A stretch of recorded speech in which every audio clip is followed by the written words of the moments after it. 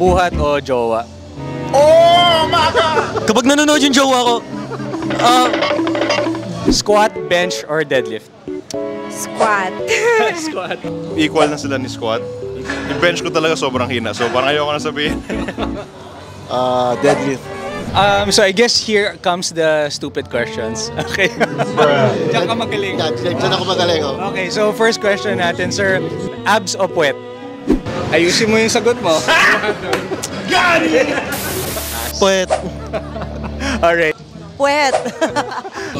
Like para sa akin, Bahala ka. Chicken breast o whey protein? Oh my gosh. Chicken breast kasi natural. Wait. Why whey protein? Chicken wings kasi ang gusto ko eh. Hindi breast eh. Wings ako eh. Wings person. yun pala, plant-based ako. So, Pea pod protein? more soy protein siguro. Mas complete yung amino acids. Chicken breast. How can you eat it, man? Sa knurling, magaspang o mahapde? 2 hours later. In the middle. In the middle. Hapde. Hook gripper ako eh. Yung magaspang pwede mong bitawan pa eh. Wala pa yun eh. Sa knurling. Knurling to, Knurling talaga. Knurling. Magaspang.